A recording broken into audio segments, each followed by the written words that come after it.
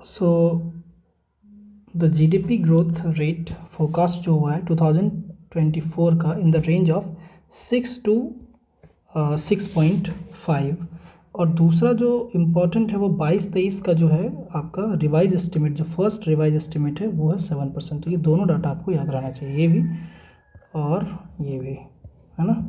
चलिए, ये दोनों इम्पोर्टेंट है, ठीक है। दिस इज इम्पोर्टेंट डाटा, चलिए इसको हटाइए, बट इम्पॉर्टेंट है। Okay, India is the third largest economy in the world in purchasing power parity. तो थर्ड है, ये भी बहुत बड़ी बात है, ठीक है, इन परचेजिंग पावर पैरिटी। और अगर आप ऐसे नॉर्मल बात करें तो फिफ्थ लार्जेस्ट मार्केट है, ठीक है, एक्सचेंज रेट के टर्म्स में, and the fifth largest in the market exchange rate, ठीक है। तो आप अगर सिर्फ परचेजिंग पावर पैरिटी को हटा दें तो 5वें नंबर पे है। तो ये दोनों ही रैंक आपको पता होना चाहिए, ठीक है। अभी हम लोगों ने ब्रिटेन को जस्ट क्रॉस करके 5th पोजीशन हासिल किया था, ठीक है। अब यहाँ पे जो आपको बताया जा रहा है वो है कि ग्रोथ ड्राइवर्स क्या है, तो प्राइवेट कंजम्पशन। तो प्राइवेट कंजम्पशन के बारे में कह रहा है कि फर्स्ट हाफ जो है फिस्कल ईयर 23 का हाईएस्ट है फिस्कल ईयर 15 से, and this has led to the boost of production activity resulting in enhanced capacity utilization across sectors. फिर आपका कैपेक्स के बारे में जो बात किया गया है, तो पहला आपका ग्रोथ ड्राइवर की बात अगर आप करेंगे तो पहला होगा प्राइवेट कंजम्पशन, दूसरा है capex, that is capital expenditure. So capex of the central expenditure increase by 63.4% during the first 8 month of fiscal year 23। अच्छा, जब भी आपको फिस्कल ईयर 23 कहा जा रहा है ना, तो ये देखिए फिस्कल ईयर 23 का मतलब होता है 2022-23, एंड जब आपको फिस्कल 24 कहा जाएगा तो ये जो अभी आपका है 23 से 24 चलेगा, है ना।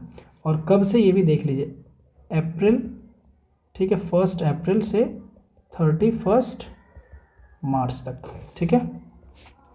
चलिए, अब क्या कह रहा है कि कैपेक्स जो है आपका सेंट्रल गवर्नमेंट का जो है इंक्रीज़ हुआ है 63.4% से, ठीक है, किसका FY23, ठीक है। इंक्रीज इन प्राइवेट कैपेक्स भी हुआ है due to strengthening the corporate balance sheet and increasing the credit financing.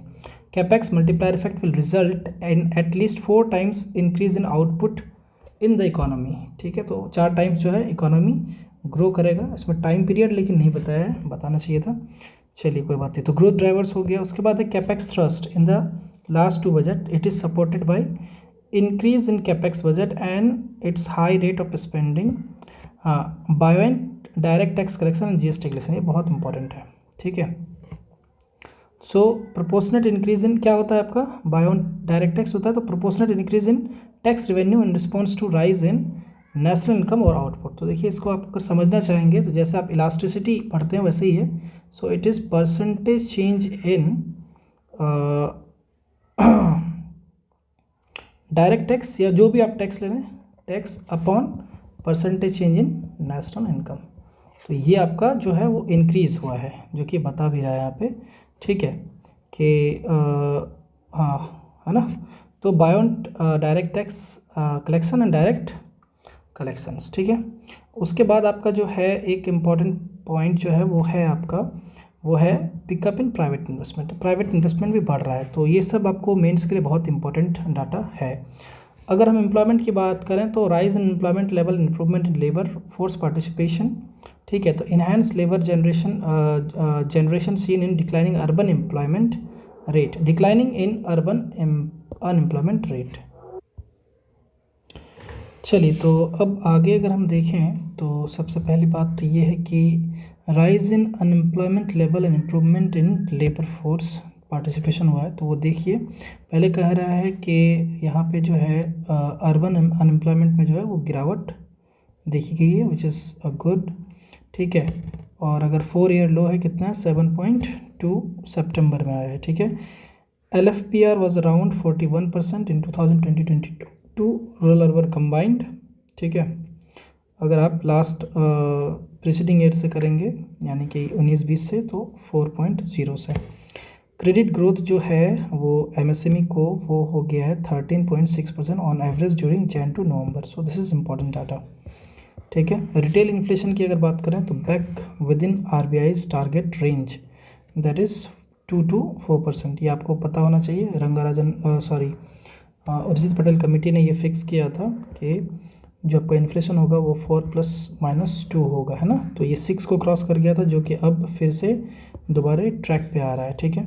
Performance of Indian rupee की अगर बात करें तो perform well compare to emerging market in April December. तो ये थोड़ा ध्यान रखना है क्योंकि ये स्पेशली आपको बता रहा है कि इमर्जिंग मार्केट जो है ना, तो वहाँ पे ये एक्चुअली इमर्जिंग मार्केट के कंपैरिजन में ये आपका क्या है, बेटर वो कर रहा है। अगर आउटलुक 2023-24 की बात करें तो यहाँ पे expansion of public digital platform and measure to boost manufacturing output की बात हो रही है, ठीक है। चलिए कुछ की टर्म्स हैं जो आपको पता होना चाहिए, तो उसकी बात हम कर लेते हैं। सो परचेजिंग पावर पैरिटी क्या होता है, जिसमें कि इंडिया किस रैंक पे है, 3rd पे है ना। So purchasing power parity they are the rates of currency conversion that tries to equalize the purchasing power of different currencies by eliminating the differences in price level between the countries, ठीक है। तो ये actually आप समझिए कि real exchange rate होता है, ठीक है। कैपिटल एक्सपेंडिचर किसको कहते हैं, capex. So these are the expenditure of the government which results in creation of physical और फाइनेंशियल एसेट और रिडक्शन इन फाइनेंशियल लाइबिलिटी। दो ही चीज़ है, या तो एसेट बढ़ना चाहिए या लाइबिलिटी घटना चाहिए, ठीक है। चलिए, this includes expenditure on equation of land, building, machinery, equipment, investment in shares, loans and advances by central government to state and union territories, PSUs and other parties. तो ध्यान रखना चाहिए। Okay, labour force participation rate क्या होता है, so it is defined as the percentage of persons in labour force working और seeking और available for work in the population, ठीक है।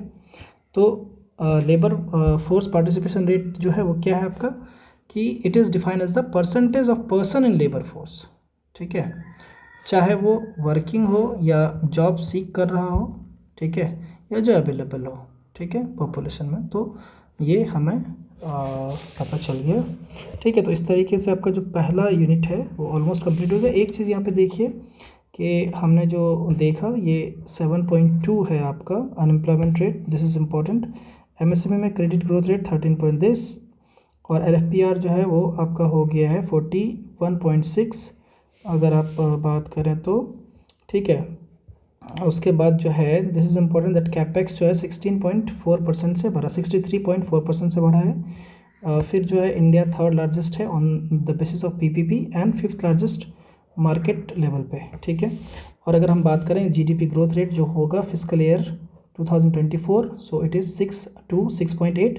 तो आप अगर इसका एवरेज निकालेंगे, ठीक है, तो वो कितना होगा, देखिए 6 + 6.8 is nothing but 12.8 and upon 2 is 6.4, ठीक है। तो आप इसका एवरेज 6.4 भी दिमाग में रखिए, और बाकी आपको करंट का ये पता होना चाहिए कि 7.0 इट मीन 7% है, ठीक है। तो ये आपका ऑलमोस्ट फर्स्ट यूनिट कंप्लीट हो गया। एक चीज़ यहाँ पे ध्यान रखने की वाली बात है जो हम लोगों ने नहीं किया, वो है आपका टैक्स के बारे में। बायोन टैक्स मैंने बता दिया क्या होता है। So it is percentage change in tax, any tax, whether it is GST, whether it is direct tax, indirect tax. तो जो भी परसेंटेज चेंज होगा उस टैक्स में, परसेंटेज इनकम, नेशनल इनकम जो चेंज हो रहा है उसकी वजह से अगर है, ठीक है, तो आपको वो चेक करना है, ठीक है। तो इसमें अगर ग्रोथ रेट बढ़ रहा है तो इसका मतलब हम ये समझेंगे कि टैक्स बेस जो है वो बढ़ रहा है आपका, है ना।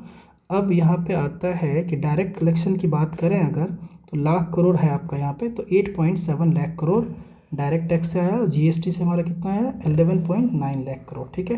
ग्रोथ भी देख सकते हैं आप, तो देख लीजिए 7 से 8.7 है और 9 से यहाँ पे 11.9 है, ठीक। चलिए, थैंक यू।